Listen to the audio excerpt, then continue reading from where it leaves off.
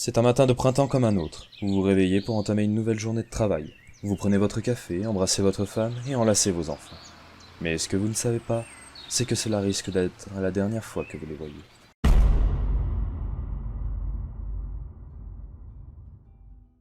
Une nouvelle maladie est apparue. Des cas de personnes revenant à la vie après s'être fait mordre poursuivent les gens et errent en quête de chair fraîche. Plusieurs cas sont recensés un peu partout dans le pays. On demande aux personnes saines de rester dans les bâtiments où elles se trouvent et de ne sortir sous aucun prétexte, sous peine d'être considérées comme contaminées et abattues sur le champ par l'armée.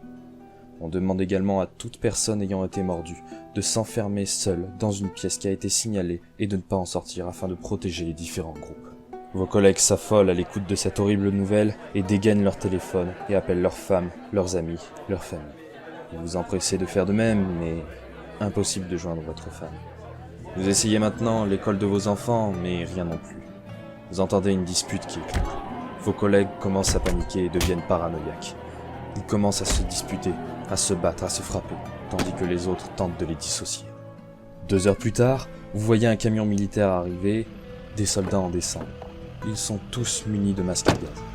Ils entrent dans le bâtiment, contrôlent tout le monde pour être sûr que personne n'est mordu, et vous demandent à vous et vos collègues de monter dans le camion, sans même que l'un d'entre vous puisse poser la moindre question sur ce qu'il se passe. 30 minutes plus tard, arrivé dans un village à l'extérieur de la ville, vous voyez des centaines de personnes en train de récupérer du matériel, des vêtements, des sacs de couchage, ainsi que des rations. Vous comprenez donc que ce village a été transformé en camp de réfugiés. Voilà ce que vous êtes devenu maintenant, un réfugié. Après une semaine, le village où vous vous trouvez s'est peu à peu transformé en une véritable base militaire. Chaque personne a été recensée ainsi que leur métier pour prévoir une évolution de cette base. Vous êtes environ 2000 civils pour une petite centaine de soldats. Cela fait également une semaine que vous êtes sans nouvelles de votre femme et de vos enfants. Comme tout le monde, vous ne savez pas où ils peuvent être. Vous vous rendez donc à l'évidence que vous ne les reverrez sans doute jamais. Au bout de 2 semaines, la base commence à devenir un peu plus autonome. L'agriculture et l'élevage ont commencé à se mettre en place, et des systèmes d'éoliennes et de panneaux solaires rapportés par l'armée lors de leur sortie vous permettent de continuer à profiter du confort de l'électricité. Malheureusement, leurs récits sont à glacer le sang. Les villes sont aux mains de pillards qui volent, violent et tuent ceux qui n'ont pas pu être amenés dans le camp.